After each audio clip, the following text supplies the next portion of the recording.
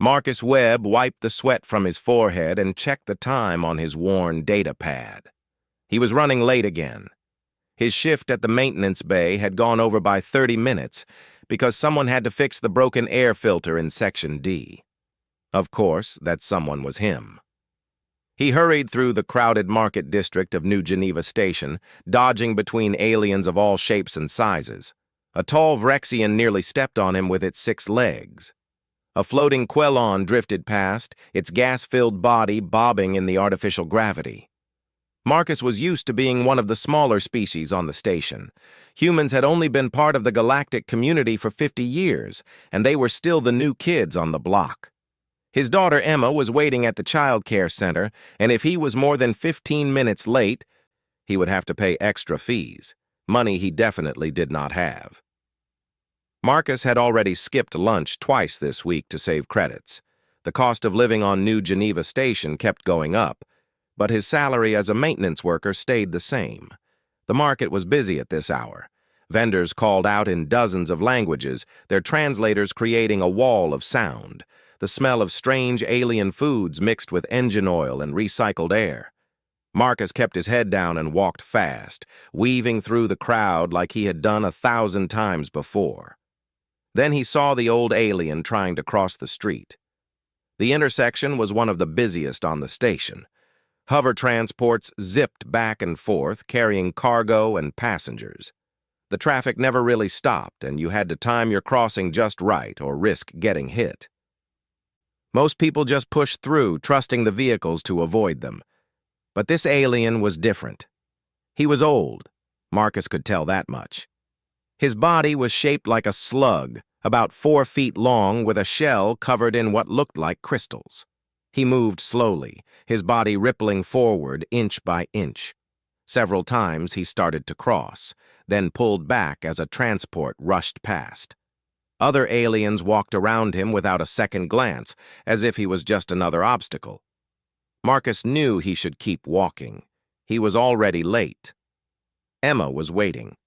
The fees would add up. But something about the way the old alien hesitated, the way he seemed so alone in the middle of all this chaos, made Marcus stop. He walked over to the alien and knelt down to his level. Up close, Marcus could see that the crystals on the alien's shell were actually sensory organs, glowing faintly with blue light. "Excuse me, sir," Marcus said clearly, knowing his words would be translated. "Do you need help crossing?" The alien's crystals pulsed, and a voice came from a translator device hanging around what might have been his neck. The voice was rough and scratchy like wind through dead leaves. "You can see me," the alien said, sounding surprised. "Of course I can see you," Marcus replied. "Would you like help getting across? The traffic here is crazy." The crystals pulsed again, this time in a different pattern. "That would be kind." "Yes. Thank you, young one." Marcus stood up and looked at the alien's body. He had learned during his years on the station that you should always ask before touching another species. What seemed friendly to humans might be offensive to others. "May I touch your shell to guide you?" Marcus asked. "I will be gentle." "You may," the alien said. Marcus placed his hand carefully on the rear part of the shell, away from the crystal organs. The surface was cool and smooth, like touching polished stone. He checked the traffic pattern, counting the seconds between transports. There was a rhythm to it, if you paid attention. "Okay, we are going to go now," Marcus said. "Nice and steady. I have got you." They crossed together, Marcus matching his pace to the alien's slow movement. A transport honked as it swerved around them, but Marcus kept going. His hand stayed steady on the shell, guiding but not pushing. The alien moved with more confidence now, rippling forward without hesitation. They reached the other side safely. Marcus took his hand away and smiled. "There you go, sir. All safe." The alien's crystals glowed brighter, shifting through colors Marcus had never seen before. The translator crackled to life again. "You stopped for me. You were in a hurry, I could see, but you stopped. "What is your name, young one?" "Marcus Webb," he said. "And I really do have to go now. My daughter is waiting." "Marcus Webb," the alien repeated slowly, as if tasting the name. "I am called Vesashara. Thank you for your kindness. It has been a long time since anyone offered such a thing freely." "Anyone would do the same," Marcus said, though he knew that was not quite true. He had seen plenty of people ignore others who needed help. "Take care, okay?" He waved and hurried off, not thinking much about it. Just another moment in another day. He did not know the alien species or why he was alone. He did not know if Vesashara was important or just another traveler. It did not matter. Someone needed help, and Marcus had a few minutes to give. He made it to the child care center 17 minutes late. The worker at the desk was a stern Kaltari female with 4 arms and a disapproving expression. "That is an additional 10 credits, Mr. Webb," she said. Marcus paid it, watching his account balance drop to an uncomfortable number. He would have to pick up an extra shift this weekend. Maybe 2. Emma came running out, her backpack bouncing on her small shoulders. She was 7 years old with her mother's dark eyes and Marcus's stubborn chin. Her face lit up when she saw him. "Daddy, look what I drew today." She shoved a paper at him. On it was a crayon drawing of what looked like a Quelon, the floating gas aliens. Emma had drawn it with a smile and gave it a name tag that said, Puffy. "That is beautiful, sweetie," Marcus said, taking her hand. "Did you learn about Quelons in school?" "Yeah, Miss Tria says they breathe methane and they can live for 200 years. Is not that cool? When I grow up, I want to be a xenobiologist so I can study all the different aliens." Marcus smiled. His daughter had no fear of the strange and unusual. She had grown up on this station, surrounded by dozens of species. To her, a 7-foot-tall insect alien was just as normal as a human. He loved that about her. They walked back to their small quarters in the lower section of the station. It was not much, just 2 rooms with basic furniture and a tiny kitchen, but it was home. Marcus heated up some protein paste for dinner while Emma did her homework on the floor, surrounded by her drawings. "Dad?" Emma asked, looking up. "Why are humans so small compared to most aliens?" Marcus thought about it while stirring the paste. "Size is not everything, Em. Humans might be small, but we are good at other things. We are good at figuring out problems. We are good at making friends. We are good at helping each other." "Like you help fix things on the station?" "Exactly like that." Emma went back to her homework, satisfied. Marcus served dinner on their chipped plates and sat down across from her. Through the small window he could see the stars beyond the station, distant and cold. Somewhere out there was Earth, the planet his grandparents had left 2 generations ago. Marcus had never been there. He had been born on a transport ship and raised on stations like this one. This was his life, working long hours, raising his daughter alone, barely making ends meet. But moments like this, sitting with Emma and watching her dream about the future, made it worthwhile. He did not need much, just enough to keep her safe, fed, and happy. He did not know that helping an old alien cross a busy street would change everything. He did not know that Vesashara was more than just a traveler. He did not know that in 3 days, his entire world would turn upside down. For now, he was just Marcus Webb, maintenance tech and single father, eating dinner with his daughter and trying to make it through another day. 3 days passed like any other days. Marcus worked his shifts, fixed broken machines, and tried not to think about his shrinking bank account.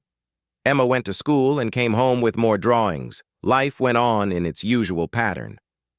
Then, on the 4th day, everything changed.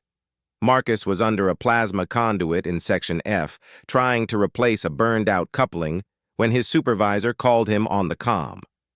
"Webb, you need to come to the main office right now," the supervisor said.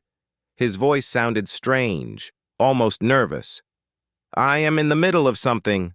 Marcus replied, his hands covered in grease. Can it wait 20 minutes? No. Now. And Webb? There are some people here to see you. Marcus felt his stomach drop. People wanting to see him was never good news. He cleaned his hands as best he could and headed to the office, his mind racing through possibilities. Had he done something wrong? Was there a problem with Emma's school? Were they being evicted from their quarters? When he walked into the office, he stopped dead. Two aliens stood waiting for him. One was like Vesashara, the old alien he had helped. A Velkari, Marcus now knew, after looking them up later that night out of curiosity. This Velkari was younger, his shell brighter, and his movements quicker. Next to him stood a tall Dranthi in security armor, his 4 eyes watching Marcus carefully. Marcus Webb? The Velkari asked. Yes? Marcus's mouth was dry. I am Ambassador Trelnick's aide to Grand Matriarch Vesashara. She has requested your presence. Immediately. Marcus blinked. I am sorry, what? Grand Matriarch? The ambassador tilted his shell, crystals flickering. You helped her cross a street 3 days ago. She wishes to speak with you. This is not a request you can refuse. I have to pick up my daughter from school. We will arrange for her transportation. Please come with us.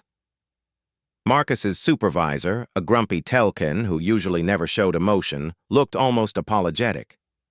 Go with them, Webb. Take the rest of the day off. The walk through the station felt unreal. People stared as Marcus passed, flanked by the ambassador and the security guard. Whispers followed them. Marcus had never been to the diplomatic section of the station before. He had seen it from a distance, all clean walls and expensive decorations, but he had never had any reason to go there. The guards at the diplomatic entrance checked their credentials, then let them through. Inside, everything was different. The floors were polished until they shone. The air smelled fresh and clean, not like the recycled air in the lower sections. Plants from a dozen worlds grew in carefully maintained gardens. It was like stepping into a different station entirely. They brought him to a large suite and told him to wait. Marcus sat on the edge of a chair that probably cost more than his yearly salary, too nervous to relax. His work clothes felt dirty and cheap in this place. The door opened. A small figure ran in before Marcus could react. "Dad!" Emma crashed into him, wrapping her arms around his waist. Behind her came the same aide who had brought Marcus here. "Your daughter insisted on coming," Trelnick said, sounding almost amused. "The matriarch said to allow it." "Emma, what are you doing here?" "They came to my school and said you needed me. I was worried." Emma looked around the room with wide eyes. "Dad, this place is so fancy. Are we in trouble?" "I do not know, sweetie." Another door opened, and Vesashara entered. She moved slowly across the polished floor, her crystals glowing with that same soft blue light. Marcus stood up quickly, pulling Emma behind him protectively. "The young one who stopped," Vesashara said, her translator voice filling the room. "Marcus Webb, and this must be Emma." "You remember me?" Marcus asked, stunned. "Of course. One does not forget kindness, Marcus Webb. Please sit, both of you. There is no need to fear." Marcus sat back down, keeping Emma close. Vesashara settled onto a raised platform designed for her body type. Her crystals pulsed as she studied them both. "Do you know what I am, Marcus Webb?" "You are Velkari. I looked it up after we met." "But do you know who I am?" She paused. "I am one of the 3 remaining Grand Matriarchs of the Velkari people. I have lived for 600 years. I am here on this station for a meeting of the Galactic Council. I have guards, aides, and an entire diplomatic team at my service." Marcus felt his stomach sink lower. "I did not know. I am sorry if I offended you by touching your shell. I just wanted to help." "Offended?" Vesashara's crystals brightened, flashing through several colors. "No, Marcus Webb. I am not offended, I am amazed. In my 600 years, I have crossed many streets. I have traveled to 1,000 worlds.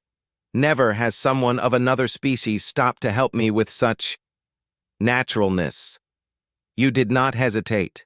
You did not calculate what you might gain. You simply helped. Emma whispered to Marcus, "Is she mad at you?" "I do not think so," Marcus whispered back. Vesashara made a sound that might have been laughter. "I am not mad, little Emma. I am grateful. Tell me about yourselves. I wish to know you better." For the next hour, Marcus talked. He told her about his work, about Emma, about his wife Sarah, who had died in a transport accident 3 years ago.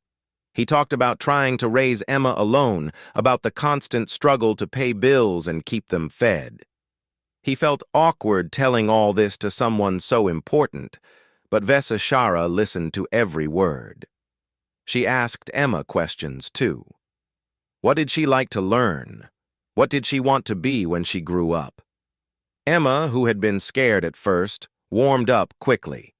She told Vesashara all about her dream of becoming a xenobiologist, about all the different aliens she had seen, about her drawings. "You do not fear me?" Vesashara asked Emma. "Many young ones find Velkari frightening. We are not shaped like most species." Emma looked confused. "Why would I be scared? You look cool. Your crystals are so pretty. Can you see through all of them?" Vesashara's crystals pulsed in that colorful pattern again. "Yes, child. Each one sees differently. You are a remarkable young one." Then Vesashara turned back to Marcus. "I have an offer for you, Marcus Webb. I need a personal aide, someone to help me navigate the cultural differences between species, someone who understands what it means to truly help another being. I want you to work for me." Marcus stared at her. "Me? But I am just a maintenance worker. I do not know anything about diplomacy or politics. You know about kindness. You know about seeing others as people, not as aliens or obstacles. That is more valuable than any political knowledge." She named a salary that made Marcus's head spin.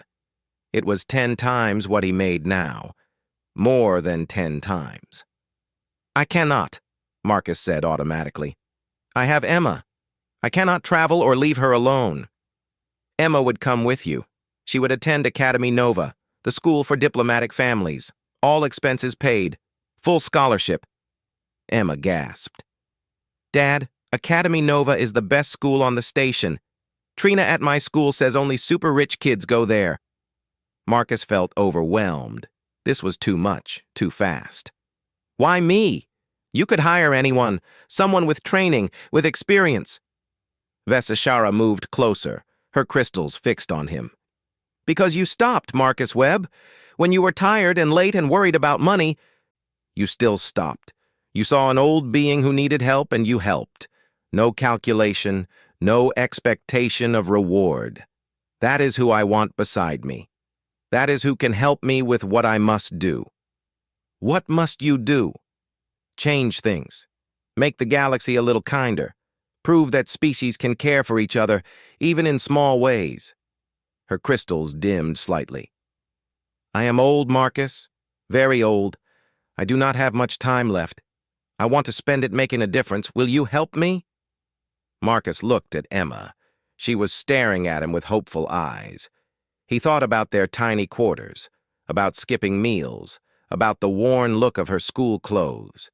He thought about the opportunity to give her a better life, but he also thought about the danger. Politics was not his world. High society was not his place. What if he failed? What if he embarrassed himself or Emma? "Can I have time to think?" he asked. "You have 2 days," Vesashara said. "Think carefully, Marcus Webb. This choice will change your life. But then, I think your life changed the moment you decided to help an old alien cross the street." Marcus and Emma left the diplomatic quarters in a daze. On the way home, Emma would not stop talking about Academy Nova, about the chance to learn from real xenobiologists, about all the things they could do with more money. Marcus barely heard her. His mind was racing, weighing options, thinking about all the ways this could go wrong or right. He had stopped to help someone cross a street. That was all. Just a simple act of kindness. How had it led to this? Marcus said yes. He spent the 2 days thinking, barely sleeping, making lists of reasons to accept and reasons to refuse. But in the end, it came down to one thing. Emma deserved better than what he could give her working as a maintenance tech. She deserved a good education, a real future, opportunities he could never provide on his own. His co-workers did not understand. "You think you are better than us now?" asked Dmitri, a Russian human who had worked alongside Marcus for 3 years. They were clearing out Marcus's locker in the maintenance bay. "It is not like that," Marcus said quietly. "I am just trying to give my daughter a better life." "By becoming some alien's pet," Dmitri spat on the floor. "You think they see you as an equal? You are just a token to them. A trained human they can show off." Marcus closed his locker and turned to face his former friend. "She offered me a job. I took it. That is all." "That is all," Dmitri repeated mockingly. "Good luck in your fancy new quarters, Marcus. Try not to forget where you came from." It hurt more than Marcus expected. He had known Dmitri for years, had shared lunches with him, had talked about their lives. But the jealousy in Dmitri's eyes was clear. Marcus had gotten lucky, and Dmitri was still stuck in the maintenance bay. The move to the new quarters took only an hour. Marcus and Emma did not own much.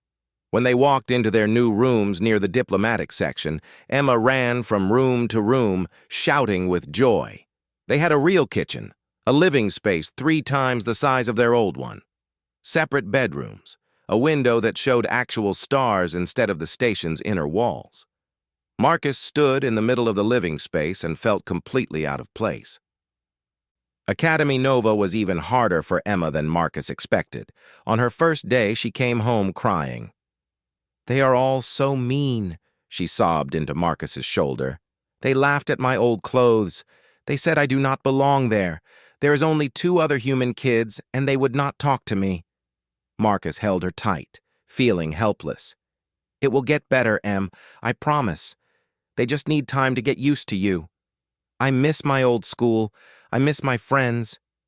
"I know, baby. I know." But Marcus had his own problems. Vesashara immediately threw him into the deep end of diplomatic life. There were meetings to attend, documents to read, protocols to memorize. He learned that there were 17 different ways to greet a Dranthi depending on their social rank. He learned that looking directly at a Kives was considered aggressive. He learned that the Ilthari found the smell of human food offensive. It was overwhelming. "You are doing well," Vesashara told him after a particularly difficult meeting where Marcus had barely understood half of what was discussed. "Better than you know." "I feel like an idiot," Marcus admitted. "Everyone else in that room has been doing this for decades. I have been doing it for 3 weeks. They have been doing it for decades, yes, and they have forgotten how to see clearly." Vesashara's crystals pulsed slowly. "You watch. You listen. You notice things they miss because you are not blinded by years of assumptions." Marcus was not sure he believed her, but he kept trying. The real purpose of his job became clear during his 2nd month. Vesashara was fighting for something important. She wanted humanity to have a full seat on the Galactic Council, not just observer status, and she was facing serious opposition. 3 powerful species were against it: the Dranthi, the Kives, and the Ilthari. They argued that humans were too young, too aggressive, too unpredictable. They pointed to an incident 5 years ago when a human colony ship had accidentally entered Dranthi territory and nearly started a war. "We made a mistake," Marcus said to Vesashara after reading the reports. "We did not know their borders. We apologized." "Yes, but to some species an apology is not enough. They fear what humans might do with more power. So why are you helping us? Vesashara was quiet for a long moment. Because I am dying, Marcus. I have perhaps 6 months left. All Velkari die when we reach our time. And before I die, I want to do one last important thing. I want to prove that species can show each other basic dignity, that we can help each other even in small ways. You showed me that such things are still possible. Marcus felt cold. I did not know you were dying. Few do. I am keeping it quiet until after the summit vote. The Galactic Council summit was 3 months away. Vesashara was planning something big, though she would not tell Marcus what. Something about humanity's petition for a council seat, and something more. A new law she wanted to propose called the Protocol of Basic Dignity. Marcus's first real test came at a formal reception. It was held in one of the station's grand halls, with diplomats from 50 different species. Marcus wore new formal clothes that felt stiff and uncomfortable. He stood near Vesashara, trying to look like he belonged. A tall Dranthi approached them. Marcus recognized him from the files he had studied. Ambassador Krell, one of the leaders of the opposition to humanity's council seat. He had 4 eyes arranged in a square pattern on his head, and his skin was covered in geometric blue markings. Grand Matriarch, Krell said, his voice deep and rumbling. And this must be your new human aide, the maintenance worker, yes? There was clear contempt in his tone. Marcus felt his face heat up. He started to make the standard greeting gesture, then realized too late he was using the wrong one. This gesture was for Dranthi of lower rank. He had just insulted an ambassador. Krell's 4 eyes narrowed. Marcus's heart pounded. He had ruined everything in his first major interaction. Then Marcus did the only thing he could think of. He bowed his head. I apologize, Ambassador Krell. I am still learning. Please, can you teach me the correct greeting? I do not want to make this mistake again. Krell stared at him. The whole area around them had gone quiet. Other diplomats were watching. Then Krell made a gesture with his 4-fingered hand. Like this, for ambassadors and higher ranks. Marcus copied it carefully. Like this? Yes. Better. Krell's expression was hard to read. Your species learns quickly from mistakes. That is, useful. Thank you for teaching me, sir.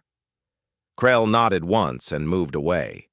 Marcus let out a breath he had not known he was holding. Vesashara's crystals pulsed in what he had learned was her version of laughter. Well done, Marcus. You turned a disaster into an opportunity. I just did not want to offend him more. Exactly. You admitted fault. You asked to learn. Most species cannot do that, especially not diplomats. Their pride gets in the way. She paused. This is why I chose you. You show humanity's greatest strength. You adapt, you learn, you grow. Marcus was not sure about that, but he felt a little better about the whole disaster. Meanwhile, Emma was having her own journey. She came home from school one day, actually smiling. I made a friend, she announced. That is wonderful. Tell me about them. Her name is Vril. She is Ilthari. She sits next to me in science class. Marcus froze. Ilthari? Emma. The Ilthari government is one of the main species opposing humanity's council seat. So, Vril is not her government. She is just a kid like me. Emma pulled out her data pad. Look, she sent me her notes from the class I missed yesterday. She is really nice, Dad. Marcus looked at his daughter and felt humbled. She was right. Vril was just a kid. Not her government, not her species politics. Just another child trying to make friends. Over the next few weeks, Emma and Vril became close friends. They studied together, ate lunch together, and talked about everything except politics. One day, Vril came to their quarters for dinner. She was a small thing, with purple skin and large eyes, moving on 4 legs. Thank you for inviting me, Mr. Webb, Vril said politely. You are welcome any time, Marcus replied, meaning it. During dinner, Vril mentioned the incident with the human colony ship 5 years ago, the one that had nearly caused a war. My parents still talk about it, Vril said quietly. They were scared. They thought humans were going to invade. That is why they do not think humans should be on the council. Emma looked at her father. Marcus set down his fork. Can I tell you what really happened? He asked gently. Vril nodded. Marcus explained how the colony ship had been lost, their navigation systems damaged. They had sent out distress calls, but the translation had been wrong. They had crossed into Dranthi space without knowing it. When they realized their mistake, they had immediately apologized and retreated. My parents never heard that story, Vril said slowly. They just heard that humans entered the territory and did not care about borders. Sometimes, Marcus said, stories get changed as they pass from person to person. The truth gets lost. That is why it is important to talk to each other, to ask questions, to try to understand. That night, Emma hugged him extra tight before bed. You are a good diplomat, Dad, even if you do not think so. Marcus smiled and kissed her forehead. I am learning, Em, just like you. He did not tell her about his doubts, about how out of place he still felt in every meeting, about how the other aides looked at him like he was a joke, about how he sometimes woke up at night wondering if Dmitri had been right, if he was just a pet project for Vesishara. But then he thought about Ambassador Krell acknowledging that humans learn from mistakes. He thought about Vril sharing her parents' perspective. He thought about the small connections being made, person to person, across the huge divide of species and culture. Maybe that was enough. Maybe that was what Vesishara meant when she talked about proving that species could show each other basic dignity. Maybe you did not change the galaxy all at once. Maybe you changed it one conversation at a time, one friend at a time, one honest moment at a time. Marcus fell asleep that night feeling just a little bit hopeful. The Galactic Council summit arrived like a storm. New Geneva Station filled with delegates from every corner of known space. Security increased. Protests began in the lower sections. Some aliens held signs saying, "Humans not ready." Others held signs supporting humanity's bid. The tension was thick enough to cut with a knife. Marcus barely slept the week before the summit. There were endless preparations, meetings, and briefings. Vesishara seemed to be everywhere at once, despite her age and failing health. Marcus noticed she moved slower now, her crystals dimming more often, but she pushed forward with fierce determination. There is something you need to know, Vesishara told Marcus 3 days before the main vote. They were alone in her chambers, away from the aides and guards. The human council seat is important, but I am proposing something else, too. Something bigger. What? A protocol of basic dignity. A law that requires all council species to follow certain ethical standards in how they treat other species. Basic rights, basic respect, basic kindness. Marcus stared at her. That is huge. Why did you not tell me before? Because you would have worried. You would have doubted. Her crystals pulsed weakly. This protocol is inspired by you, Marcus, by what you did for me. I want to make that simple act into galactic law. I want to prove that such kindness should be the standard, not the exception. Marcus felt overwhelmed. A lot of species will fight this. Yes, that is why I needed you, not just as an aid, but as living proof that it is possible, that different species can show each other dignity without thinking, without calculating gain. So I am a symbol. You are a person, Marcus, a good person, but yes, also a symbol. Is that so wrong? Marcus thought about it. He felt manipulated, used, but then he thought about what Vesishara was trying to do. Create a law that would protect beings across the galaxy. Require basic kindness. Was it wrong to be part of that? I wish you had told me from the start, he said finally. Would you have accepted the job if I had? Probably not. Marcus stayed quiet. Vesashara's crystals dimmed further. I am sorry for the deception, but I am not sorry for what I am trying to do. We can be better, Marcus, all of us. We just need someone to show us how. Before Marcus could respond, Ambassador Trelnix rushed in. Matriarch, we have a problem. A serious one. Marcus's stomach dropped at the expression on Trelnix's face. The problem hit the news feeds within an hour. Someone had dug into Marcus's past and found something. A bar fight from 4 years ago, back when Sarah had just died, and Marcus had been drowning in grief. He had gotten drunk and picked a fight with a Dranthy merchant who had said something cruel about humans. The footage was everywhere. Marcus throwing the first punch, the Dranthy hitting back, the station security pulling them apart. Marcus being arrested and spending a night in detention before the charges were dropped. The opposition seized on it immediately.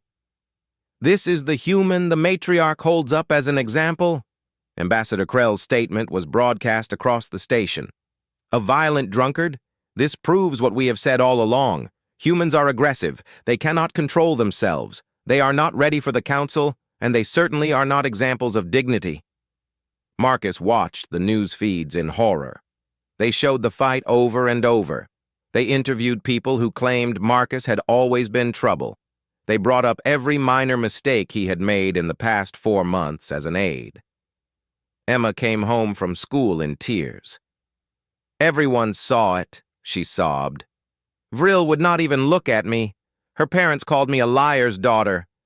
They said you pretended to be good, but you were just faking it. Marcus held his daughter while she cried, feeling like the worst father in the galaxy. He had brought her into this world, given her hope for a better life, and now he had destroyed it all. The past had come back to crush them. I am so sorry, Em. I am so sorry. His datapad buzzed with messages. Some were supportive. Many were not. Dmitri sent a single line. Told you so. The worst part was seeing Vesashara. She looked old now, truly old. The stress of the scandal had accelerated whatever was killing her. Her crystals barely glowed. She could barely move without help from Trelnix. You should have told me, she said weakly, about your past. It was one fight, 4 years ago. I was grieving. I made a mistake. I know. I understand. But the opposition does not care about understanding. They care about winning. She coughed, a horrible sound through her translator. I have failed. The protocol will not pass now. Humanity's seat will be denied. All because I chose wrong. You did not choose wrong, Marcus said. But the words felt hollow. That night, Marcus could not sleep. He lay in bed staring at the ceiling, thinking about everything. He could walk away. Take Emma and disappear back into the lower levels of the station. Find another maintenance job. Go back to being nobody. It would protect Emma from more hurt. It would let Vesashara save face by claiming Marcus had fooled her. It would end this nightmare. But it would also prove the opposition right. It would say that humans could not handle criticism, that they ran when things got hard. That the small act of kindness meant nothing if the person who did it was not perfect. Around midnight, Emma climbed into bed next to him. Dad? Are you awake? Yeah, baby. I am awake. I have been thinking. You always told me that making a mistake does not make you a bad person. That what matters is learning and being better. Remember when I broke Mrs. Chen's vase and lied about it? You said everyone makes mistakes, but good people admit them and try to fix things. Marcus pulled her close. I remember. So why is everyone treating your mistake like it means you never did anything good? You helped Vesashara. You have helped lots of people. One bad thing does not erase all the good things. The opposition does not see it that way. Then they are wrong. Emma looked up at him with fierce eyes. You taught me to help people even when it is hard. Is not this the same thing? Is not fighting for what Vesashara wants to do just helping people on a bigger scale? Marcus stared at his 7-year-old daughter and felt humbled. When had she become so wise? "What if I make it worse?" he asked. "What if you make it better?" The next morning, Marcus went to find Vesashara. She was in her chambers, looking frailer than ever. Trelnix tried to stop him, but Vesashara waved him away. "Marcus, have you come to resign?" "No, I have come to ask you something. The summit main session is tomorrow. Will you let me speak?" "You? That is impossible. You are an aide, not a delegate. The opposition would never allow it. Find a way, please. I need to say something." "What could you possibly say that would help?" Marcus met her dimming gaze.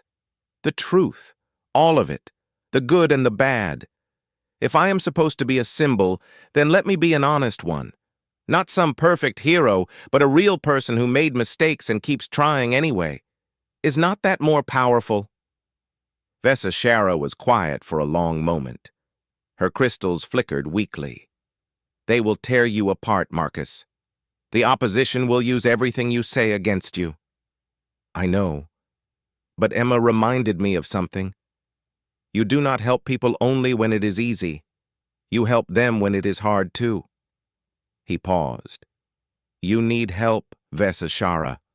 So do humans.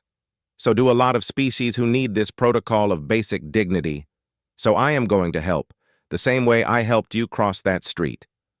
Because it is the right thing to do." For the first time in days, Vesashara's crystals brightened. Not much, but enough. "You are either very brave or very foolish, Marcus Webb. Probably both. Very well. I will arrange it. I will use an old diplomatic rule that allows civilians to testify in special circumstances. But Marcus, you must understand, this might not work. The opposition is strong. Public opinion has turned against you. I know, but I have to try." That evening, Marcus sat with Emma and wrote his speech. She helped him, offering suggestions, reminding him of things he had forgotten. Together, they crafted something honest and real. "Are you scared?" Emma asked when they finished. "Terrified," Marcus admitted. "Good. That means it is important." She hugged him tight. "I am proud of you, Dad. No matter what happens tomorrow." Marcus could not sleep that night. He lay awake thinking about the thousands of beings who would hear his speech, the delegates who had already decided humans were not worthy, the media who would analyze every word, the opposition who would look for any weakness. But he also thought about Vesashara, dying but still fighting for something she believed in. He thought about Vril and Emma's friendship. He thought about Ambassador Krell acknowledging that humans learn from mistakes. He thought about all the small connections that had been made, person to person, across impossible divides. Maybe it would not be enough. Probably it would not be enough. But he had to try. He had stopped to help an old alien cross a street because it was the right thing to do. This was just another street. Bigger and scarier, but still just a street that needed crossing. And Marcus had never been one to walk away when someone needed help, even when that someone was himself. The main chamber of the Galactic Council was the largest room Marcus had ever seen. It was built in a spiral, with delegates from each species arranged in sections based on their biology. Aquatic species had water-filled pods. Gas breathers had sealed environments. Gravity-adapted beings sat in various orientations. In the center was the speaking platform. That was where Marcus would stand. He sat in the observers section next to Emma, who had insisted on coming. Vesashara was in the Velkari diplomatic pod, looking smaller and weaker than ever. Trelnix stayed close to her, clearly worried. The session had been going for 3 hours already. Delegates from various species spoke for and against humanity's council seat. The arguments were technical, political, boring.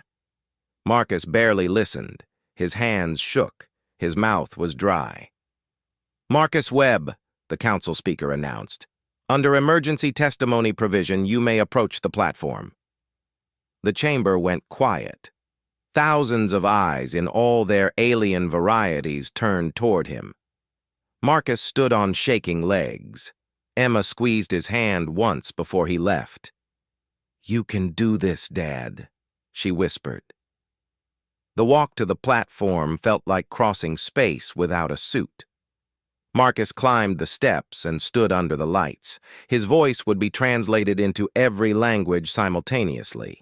Every word would be recorded, analyzed, judged. He pulled out his datapad with his prepared speech, then put it away. The words he had written seemed wrong now, too careful, too practiced. If he was going to do this, it had to be real. "My name is Marcus Webb," he began. His voice echoed strangely in the huge chamber. "I am a maintenance technician, or I was. 4 months ago, I helped an old Velkari cross a busy street. I did not know who she was. I just saw someone who needed help." He paused, gathering courage. 3 days ago, footage of me in a bar fight was released to the public. I am not going to deny it or make excuses. 4 years ago, my wife died. I was angry and sad and lost. I got drunk and picked a fight with someone who said something cruel about humans. I spent a night in detention. I hurt someone who did not deserve it. It was wrong. The chamber remained silent. Marcus could not read the alien faces watching him. "The opposition says this proves humans are violent and unworthy. And you know what? I cannot argue with the facts. I did something violent. I was unworthy of anyone's trust that night." He took a breath. "But here is what I learned since then. Making a mistake does not mean you are forever defined by that mistake. What matters is what you do after. Do you learn? Do you change? Do you try to be better?" Ambassador Krell stood in the Dranthi section. "Fine words. But actions matter more than words. Your action was violence." "You are right," Marcus said, surprising everyone. "My action was violence. But my actions since then have been different. I raised my daughter alone. I worked hard. I helped people when I could. When I saw matriarch Vesashara struggling to cross a street, I helped her. Not because I was perfect, but because I was trying to be better." He looked directly at Krell. "Sir, you taught me something at the reception. You taught me the right way to greet a Dranthi ambassador. I had made a mistake, and you corrected me. You did not hold that mistake against me forever. You gave me a chance to learn. Is not that what we are asking for here? A chance to learn? A chance to be better?" Krell sat back down slowly. His expression was unreadable. Marcus continued. "Humanity is young. We make mistakes. We will probably make more mistakes, but we learn from them. We adapt. We try to understand others. My daughter is friends with an Ilthari child. They taught each other about their species' perspectives. They learned that the stories they had been told were incomplete. That is what humans do. We build bridges, even when we mess up building them the first time." He gripped the edge of the platform. "If the Galactic Council is only for species that have never made mistakes, then it should be empty. Every species here has done something terrible in their history. The question is not whether we are perfect. The question is whether we are trying to be better. Whether we can show each other basic dignity, even when it is hard." Marcus looked at Vesashara. She was watching him with all her crystals glowing softly. "Matriarch Vesashara is proposing the protocol of basic dignity. It is based on what I did for her. But here is the thing. I am not special. What I did was not special. Or it should not be. Helping someone cross a street should be normal. Showing kindness to a stranger should be expected. If we have to make a law to require basic dignity, what does that say about us?" The chamber was completely silent now. "I am nobody," Marcus said quietly. "I fix broken machines. I raise my daughter. I try to be a good person, and sometimes I fail. But I stopped to help someone because it was right. Not because I wanted recognition or reward. Not because I was perfect. but because when you see someone who needs help, you help them." He paused. "That is what humanity offers. Not perfection, not power. Just the willingness to stop, to see others as people, to help when we can. If that is not enough for the Galactic Council, then I understand. But I think the galaxy needs more of that, not less." Marcus stepped back from the platform. He had said what he needed to say. Now it was out of his hands. For 3 seconds, nothing happened. Then a strange sound filled the chamber. A Kvess delegate was making their species' version of applause, a clicking noise. Then a Quellan joined in with a humming sound. Then more species, each in their own way, showing approval. Not all of them. The opposition section remained quiet, but enough. More than Marcus had dared to hope. He walked back to his seat in a daze. Emma threw her arms around him. "You did it, Dad. You were amazing." Vesashara was next to speak. She moved to the platform slowly, aided by Trelnix. Her crystals flickered weakly. Everyone could see she was dying. "I am very old," she began. "I have lived through wars and peace, alliances and betrayals. I have seen species rise and fall. I have witnessed great kindness and terrible cruelty." She paused, breathing slowly. "I am dying. I have perhaps days left. I wanted to spend my final time trying to make the galaxy a little better.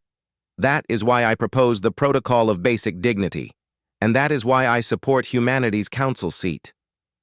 Her voice grew stronger. "Marcus Webb is right. He is nobody special. That is exactly why what he did matters. He stopped to help me without thinking, without calculating, without expecting anything in return. If we cannot make that simple act the standard for how species treat each other, then what are we doing here?" She looked around the chamber. "I could have chosen anyone as my aide, an experienced diplomat, a skilled negotiator. I chose Marcus because he proved that basic dignity still exists in this galaxy. He has made mistakes. He will make more, but he tries, he learns, he cares. That is all I ask from any species, not perfection. Just the effort." Vesashara's crystals began to dim dangerously. Trelnix moved to help her, but she waved him away. "I call for the vote," she said. "First on the Protocol of Basic Dignity, then on humanity's council seat. Let us decide what kind of galaxy we want to be." The voting took an hour. Each species had to deliberate and cast their vote officially. Marcus held Emma's hand and tried not to hope too much. The Protocol of Basic Dignity passed unanimously. Every species voted yes. No one wanted to publicly say they opposed basic kindness to other beings. Marcus felt tears in his eyes. Vesashara had done it. She had made kindness a galactic law. Humanity's council seat was closer. The votes came in slowly. 4 against, 4 against. It went back and forth, so close Marcus could barely breathe. Then the final vote came from the Ilthari delegation. The representative stood. Marcus recognized them.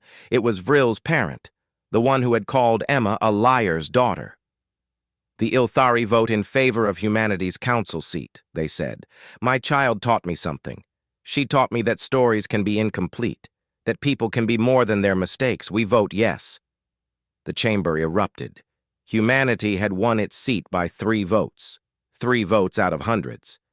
But it was enough. Marcus felt Emma shaking next to him. She was crying and laughing at the same time. "We did it, Dad. We actually did it." Marcus looked at Vesashara. She had collapsed in her pod, her crystals barely glowing. Trelnix and medical staff rushed to her. Marcus grabbed Emma's hand and they pushed through the crowd to reach her. "Matriarch," Marcus said, kneeling by her pod. "You did it. The protocol passed. Humanity got its seat." Vesashara's crystals pulsed weakly. "We did it, Marcus. Together. Thank you for being my aide. Thank you for stopping that day. Thank you for giving me a chance. You changed my life, you know," she said quietly. Her voice was fading. "You reminded me why I entered service 500 years ago. Thank you for that gift." 3 days later, Vesashara passed away peacefully. Marcus and Emma were with her at the end, along with Trelnix and the other Velkari delegates. Her crystals went dark one by one, like stars blinking out. At her funeral, delegates from every species came to pay respects. They talked about her centuries of service, her wisdom, her final achievement. The Protocol of Basic Dignity was formally named in her honor. Marcus gave a short speech. "She saw potential in a maintenance worker who helped her cross a street. She taught me that small acts of kindness matter. That is her legacy. Not just the laws she helped pass, but the reminder that we can all help each other, one street at a time." 6 months passed. Marcus continued working as a cultural liaison, now for the human delegation to the Galactic Council. He was not rich or powerful, but he was making a difference. He taught seminars on cross-cultural understanding.